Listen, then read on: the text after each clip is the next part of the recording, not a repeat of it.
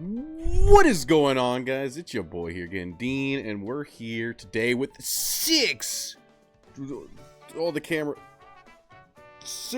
deck profiles. That's right. Very excited to give it to you guys today. I've been playing a lot of this format, playing a lot of different decks, and these are all beginner shells, you know, trying to get decks out for you guys to try. And these are the ones that I've been, you know, using to begin with. So this is... We're going to start off with one for each class, and what I think is, like, generally a pretty good starting point. First up, we have Puppets in Forestcraft. That's right, this is the one that everyone wants to see, is Puppets. It is quite the force, very high-rolly deck. Now, unique things about this one over others, if you don't know how Puppets works. First up is you have cards like Junk, Liam... And you have, like, one of this guy just because he makes a few puppets in order to get the puppets in the EX area. And then cards like Victoria, Heartless Battle, and Orcus with our Evo. Being able to turn them into the powerful tokens Lloyd and Victoria. So that we can play those all with Anastasia to get a huge push, big turn, huge board, and win off of that. And then because the combo count is free for the Anastasia as well... Right, we have like 2 of those. We can go Anastasia, Lloyd, Victoria. Then we can go Nelcha, Sakuna. And then that's combo 5. We've regained 4 mana from the Anastasia, and we've only played 4 mana or 3 mana worth of cards. So we also have the Evo as well, which would make this a 5/5. But because of the Anastasia buffing our board, it becomes a 6/6. And then Fashionista pushes it to an 8/8, so you have like big plays like that, and then you have like all the standing followers as well after. It's a very huge board.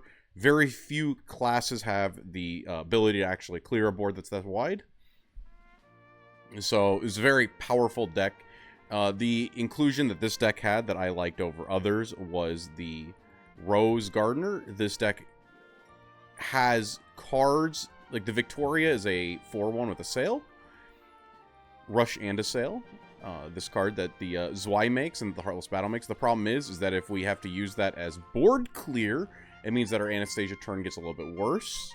So having a option like this to be able to 2-for-1 the turn before into our Anastasia turn is definitely very nice. We also have Elven Archery for the mirror match for when they push up their cards. If we're able to do the combo, we should be able to kill the Zweis and then... you know, like, bounce a card with this, and just kind of, like, hopefully set back our opponent's tempo. And then, of course, there's the Noah himself. He gives everything Storm. This list does not play Michelle. Michelle's not bad. Definitely can help the deck a little bit, but it's also, like, a lower value card, and I think we're just kind of hoping to draw the good ones. I was looking at a bunch of lists, and I thought this list had the most... It addressed the most problems that I had with the actual core game plan of the deck. So, definitely going to be trying this one out a bit myself, more in testing. Puppets, very powerful deck. Very strong. Huge boards. And then, of course, you have the Noah or the Anastasia to be able to clear out the game. Next up, so we're not sitting here forever. There we go. We have the Loot Shell. I think the Loot Sword's very powerful this format. I think it's better than... Natura Sword. I do think it is better than Natura Sword. We have in this list the new inclusions for loot. If you're not familiar, we have cards like Octress that say we mill the top 2 cards of our opponent's deck, but if they have 10 in grave, we can Evo for free, and then we get to play with our opponent's grave as our, you know, we get to steal cards out of there and get to use them. We have this pay 8 effect that almost never comes up. So yeah, like a lot of our cards definitely just say mill our opponent's deck. This guy scales infinitely. He's kind of fucked up. He's like the best. He's the most aggressive card. But now we have an additional new card, the Zealot of Usurpation, that says our opponent mills 1. And then if they have 10 cards in the bin, we get to top into EX area, which is going to combo with our Octress Evo that says that our cards cost 2 less when she's evolved from the EX area. Apostle, opponent mills 2. And then if there's 10, we get to draw. Then we also have a big payoff card in Dance of Usurpation. We get to deal 4 damage, which we're never going to do. If they have at least 10 in the grave, we get to do 8 damage, which hopefully we're never going to do. And if they have 20 in the grave, we have to do 8 face damage. This is here for the control matchups. where you need that big push because they're sitting there healing, they're sitting there controlling you out. And the big things that really fixed this deck, because before, loot wanted to be control. I mean, we had a lot of like very good mid-game pieces. I think the Roland with the Durandale being able to... So, Roland on play lets you either search your deck for a Durandale or play it onto the board. So, what's important about this is that Durandale is this amulet that says you can tap it once per turn to get, like, 3 different effects. You either get a attack, a health, or you give a card that it doesn't take more than 3 damage at a time until end of opponent's turn. Meaning that cards like Octress Evolved, being the 4/4 that she is suddenly it takes 2 forms of removal or just pure destruction in order to deal with this card. And you just every single turn put down a card with 4 or more health, and you just say, yeah, by the way, this thing can't take more than 3. Good luck. I hope you have destruction. And this is allowing us to actually play a really good long game. Additionally, once Durandale is on the board, Roland, once it's evolved, says that you get to untap all of your cards. So you get to, like, Roland, buff its attack or buff its health, and then you get to also give it damage reduction. But more importantly, it draws 3 and heals a card. It heals 3 and draws a card. There we go. Which is very powerful in those like longer games where you're trying to deck out your opponent. It actually gives you the time that you need to in order to run them out of resources and deck them out, and it gives you the gas that you need in order to do that as well.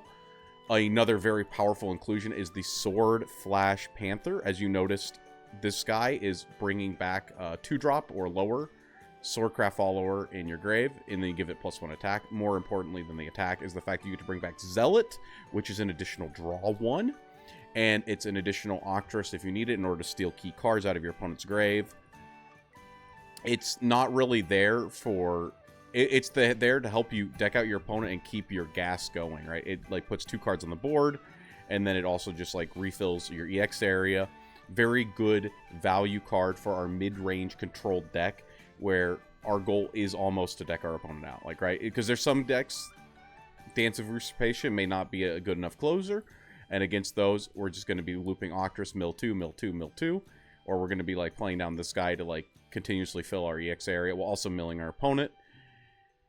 An Aether of the Warrior Wing is huge. Search your deck for a commander or officer. Cannot search like half of the deck, but it can search Roland, this guy, he's a commander, and this card as well, Durandale. So those are the cards that are important. And then if you have 7 cards in the grave, 7 Swordcraft cards, followers, you get to give every card on your board +1/+1 end of turn, which is really nice. She's got 3, which means that if you Durandale to give her the can't die, she'll buff herself to 4, and then, hey, look at that, she can't take more than 3, and she's sitting there buffing your cards, and she's at 4. That's nice. Definitely a very powerful deck. I am loving this deck. It's a blast. It's a blast. I'm glad that Thief Sword is playable, because this is a really fun archetype. Next up, we have Lyshenna. This is the tournament ender. If you are on the wrong deck, you got to know how to play against this. You got to know how to beat it. It got first in Tampa, and it's showing up here and there.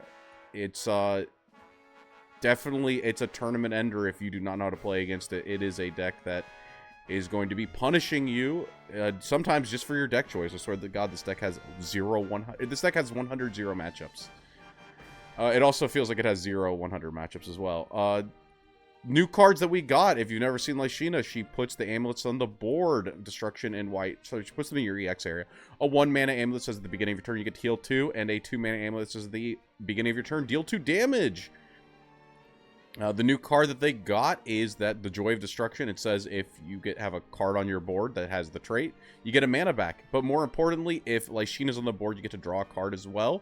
So their goal is to have like 1 to 2 of those in hand, play down the Lyshenna, get their mana back, and be able to shove up the amulets immediately. Even 1's enough, because it means that even though the Lyshenna has opened them up to some damage on the board, they will start healing immediately and be able to start playing their powerful cards like Monochromatic Destruction, which says select an enemy follower in the field, deal 2 damage to it, and if there are at least 2 cards on your board, deal 2 damage to its leader and heal 2. So you're going to be getting pinged down. They're going to be healing. They have destruction. They have draw. They have AoE removal.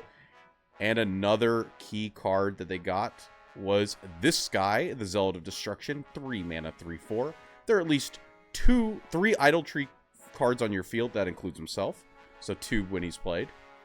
Select an enemy follower on the field. Destroy a 3 mana destruction on a body, but then also 2 damage to face and heal 2. Giving them tons of healing, destruction. Nothing you ever play will ever stick. They will have removal every single turn. They will continuously heal out of range. You've better be playing Kuon, where you can like just not commit cards to the board and shove 35 damage down their throat on turn 7. Or you can just lose. Like, giving them targets is awful because they just start healing, and even not giving them targets can be bad because these amulets heal.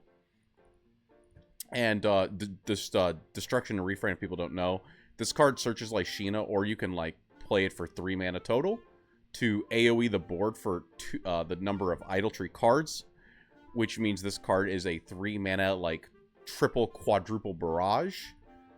Very powerful, just clearing up a puppet board, clearing up like almost anything. You just have to kind of get them in one turn. And then the other big breaker is the Sweet Tooth Medusa, 4 mana, 3/4. On play, you get to search for a card that costs 2 or less. Oh, look at all these powerful options in the deck. And then more importantly, during your turn, if an enemy follower is killed, you get to get a Serpent. Okay, well, what does the Serpent do? It's a 0/1. It's from Abyss. But more importantly, look at this. Select. On Evolve, we select 2 enemy followers and deal 5 damage between them. And that's 4 plus 2. So 6 mana. But we get to deal 5. And then whenever, you know, something dies, we still get the Serpent. But more importantly, we'd have Quick. Can do this either player's turn. Bury 2 cards named Serpent. And the next card you play this turn costs 2 less. So yeah, on 6, you can like Evo this thing, pop, and then who knows, maybe this Fire Chain magically kills 2 cards. That'd be fucking insane. And then you can also follow it up with this.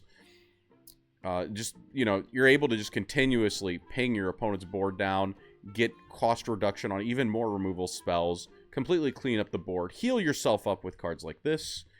And yeah, like Lyshina, if you've never fought it, if it's not dead by turn 5 or 6, you've probably lost the game. It's very toxic. Crimson Meteor Storm and Full Bloom in order to, you know, protect ourselves from garbage in the late game. This card is unbelievable because, obviously, you know, your opponent, if they go for like a big push turn or like a Maisha or something, this is going to be able to clear up anything that they do. Latica, it kills any big pushes. Very powerful deck. You've got to be ready to beat it. You might want to be playing it. Not sure about that one, but it is a very powerful choice. On to the next deck. Oh, look at that. I finished making it right before this video. Let's go. PDK Dragon. I'm a huge fan of this one, too. This was a list from Japan. It won a 55-man. And then there's some later iterations that won it got second at a 44, and then it topped a trios event. So PDK Dragon, I think, is better than Galmew, because Galmew's, the way that Galmew works, needs... I think that Galmew has less push in the early game, and is more reliant upon, like, hand quality throughout the entire game. There's, like, less individually good cards, if that makes sense. I'm not, like, the biggest fan. I've looked at some disdain lists. I'm not the biggest fan of it. I like this shell a lot more. I think this is a little more consistent. I'm sorry, Galmew lovers. I'm just not one of you. Anyway, on to the deck profile. As you can see here, we have a lot of different cards. The new cards, new edition. So first, lifeblood of the deck, PDK herself. 3 mana, 1/5. If overflow, she gets +1/+1 and intimidate. If another Dragoncraft follower that costs 3 or less is played, we get to deal 2 damage to 1 enemy follower and then 1 damage to their leader. You have to have a target in order to deal the face damage. But we have a lot of new cards that help us in Anne Rose. So Anne Rose says if Overflow is active for us, we get to look at top 3, and we can add a Dragon Nuke card to our hand. So this is a 2-mana card that gets to add his hand. And previously, in a set or 2 ago, we got Marion, the Elegant Dragon Nuke. If we're in Overflow, we get to look at 3, add a Dragoncraft follower to our EX area. The rest go on bottom. Once again, more hand when we're committing these lower value cards in the late game. They're just regenerating us resources. Dig, dig, dig, dig. And that's what's very powerful. Dragon Summoner, of course, huge. Being able to look at top 3. Adding a Dragoncraft follower on evolves. This card's from like set 2 or 3. Always had an okay spot in PDK. It's a very low value card, but with everything else in the deck now, it works out very nice, especially with the Dragon Newt Needler. I had not read this card before this set, except for during the set review. Instantly gone from my memory, thinking, wow, this card's not very good. It is insane. Yeah, whenever a Dragon Newt follower on your field attacks, deal 2 damage to each enemy leader. That's right. You're going to be attacking with your Dragon Newt. Dragon Newt. Wait. Dragon Newt. Dragon Newt. You're gonna be going 1, 2, 3. It doesn't even matter what the cards are that you put down. Extra damage. Boom, boom, boom. Look at that. 4 health. Huge sticky follower. Not everything's Dragon Newt, like this guy's Wormkin or whatever. This is like definitely not. Nothing on this. This itself is, but the tokens it summons aren't. But it's just like, it has like the ability to like go very aggressive in the early game, and then the Dragon Newt Needler comes down, and boom, lot of damage very quickly. Mashushu's kind of fucked up. If you go like second and you go this guy into Mashushu into like Draconeer or something, that can like instantly end the game. Forte, because Forte, it's better in this more aggressive deck, right? Tartman, in order to search like a key card, like maybe our one of Fumika, that's able to search our deck for a 3-drop and a 1-drop. Hey, what costs 3? Oh, wait. Could it be PDK? And what else costs 1? It can either be Marion or Phylene, both of which rip cards out of our deck, put them into our EX area. Phylene being able to grab the White Frost Whisper. And, yeah, the last card I guess we should really talk about, or I guess that's 2 still, is the Dragon Empress Otohime. Fanfare, we get an Otohime Vanguard. It's a 2-1 with Rush. Kind of sucks. But if we're an Overflow, we get 3. So she's a 4-mana 2-4 that summons then an additional 6/3 worth of stats that all have Rush. And then during our turn, if a Dragoncraft follower leaves the field, we get to deal 1 damage to an enemy leader or enemy follower, giving us, like, you know, a lot of ping to be able to clear huge boards, or pushing that face damage like we want to be doing. It was, you know, mixed with the PDK on 7. It's you go PDK, boom, this. Then you get 3 separate ping 2, deal 1, and then you get to, like, slam them in and, like, hopefully clear up the rest of the board between the pings with this. Or maybe even push up to 6 face damage. Pretty nice combo. And then the finisher, Azidahaka. 6 mana, 5/6. This card is... It's in the deck. It can come up. It's, like, heavy, and I don't think you really need this that much, but, like, when you do need it, you'll need it. So it's not a terrible card. I would personally, like, rather run, like, 1 of this, 2 of this, to be honest. But, yeah. 6 mana, 5/6. Flip over 3 cards from your Evo deck, so you have, like, 3 face down Evos, you flip them face up, and then you get to destroy an enemy follower, so it gets through a ward, and then you evolve it for 2, so that's a total of 8 mana. It becomes a 7/8, absolutely massive storm, and then if you have 5 face up cards, you heal 3, and if there are 8, you get to hit your opponent for 3 more, making it 10. Very strong, very aggressive card, little heavy. Just like it's like the 3rd and 4th Forte here. I'm a huge fan. I'm a huge fan of PDK. Definitely a good deck. I can see it doing really well if people actually bring it to a tournament. Not sure if I'm going to be that person or not. Always looking for different things. Here's a 2-cost deck. I think this deck, it's good. It's good. It's also bad. I am not the biggest fan of 2-cost. If you don't know what 2-cost is we have our top end. We'll start at the top and then go down, because this deck is entirely based around this card, the Crimson Rose Queen on play. We get a Thorn Burst to our EX area, and then pay 2 to evolve, and then while evolved, reveal your hand, recover play points equal to the number of 2-cost cards revealed.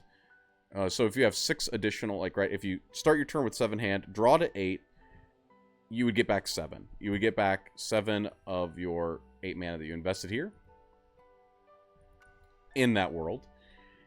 And then whenever you play a card that originally cost 2, you get to either deal 2 damage to the enemy leader, or you can deal 2 damage to your opponent's entire board and heal 2. I think that part's a little insane.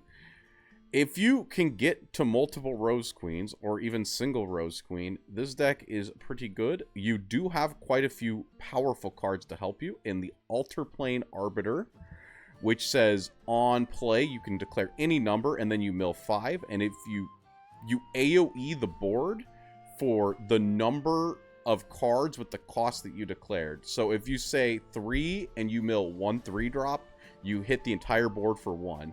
If you say 2 and you mill 4 2-drops, you AoE the board for 4. I don't like this card because it's very random, but if you know 5 plus 2 into 6 plus 2 means that they curve into each other perfectly, and on Evolve, the Arbiter says you can select 3 cards with different names in your grave, and then there's like some stupid stipulation that basically says you better pick cards with the same cost, because if they do have the same cost, you get to grab back 3 2-drops, is what this card says. It cannot grab back the Rose Queen, but it can grab back cards that can grab back the Rose Queen. Tartman, because if you don't see Arbiter, your deck sucks. You don't have a deck unless you have Arbiter and the Rose Queen, I'll tell you that much. Yeah, Tartman, he fills the niche. And then we have a Roll Knight because he hand rips our opponent. But more importantly, we got a new card in this. We got a lot of new cards for Abyss. Sonata of Silence, 2 mana spell. If you have Roll Knight in your grave, you have to have Roll Knight in your grave. You can summon him at Necrocharge 10. Each opponent discards a random card. Look at that. So you bring back Roll Knight and then you like hand rip your opponent. This card, into like being able to like use this to recycle this, very powerful. Of course, we're playing Whispers and all that. With our Rose Queen turn, we have Razory Claws and a 1 of Valnarek that we can, you know, obviously grab off of this or like any of our other cards. Just getting a little bit of extra push here in the end. I think this is like one of the new cards, the Zealot of Lust, 2 mana, 3/2. Up to twice a turn, you can take a damage, deal 1 damage to an enemy follower. This is very powerful, not only for activating our Valnarex, but also in the mid-game activating our Kiss of Lust, heal 2, draw a card. If we're in Sanguine, draw 2 instead. You know, we take 1 damage, we heal 2, increasing our life total. And then also, it's pretty damn good against puppets. It pops Wise after they've hit you. It can, like, just chip down random stuff after it's, like, swung into your shitters. Vuela is an insane card. New card, 2 mana, 2/3. For 1 mana, we can reveal the top card of our deck. And if it's a 2 cost, it just gets put into our EX area, and then we can play it for 0 this turn. Very powerful card. At, like, just, like, you put this thing down on 3, and you get, like, 5... You get, like, 4 mana worth of stats on the board. Or you get, like, a spell that hand rips your opponent. You know, something like that. Hell's Unleasher brings back Rose Queen to our hand, obviously, or brings back the Arbiter if we mill it somehow with our Do Blame or anything else. And then Demonium, yeah, the rest of the deck is, it's pretty powerful. It's got like a awkward curve. It's not my favorite deck. It's a deck I respect. I don't know. I'm gonna have to like wait to see the regionals shake up for this one, but it's the new kid on the block. We're playing it, right? And the last deck, I love Amulet Haven. I'm sorry, Ektar Bros. I'm not a Ward Haven player. I am an Alexial enjoyer. This was the first list that I found that I like the idea of. I'm not sure if it's the right list. After playing some games into some other decks, I wonder if we should make a few changes here or there, but this is a really solid, like, you know, first impression for it. We're on 41 cards. Why? You know, one card doesn't matter. It does not matter. So, yeah, the goal of the deck, once again, we have new boss monsters that we're actually building towards, is Alexial, 7 mana, 4/4. Wow, those stats sound shit. Because they are, doesn't matter. Fanfare, give your leader 2 times the number of amulets on your field health. So that means if you've got 4 amulets, you heal 8, and then she evolves for 1.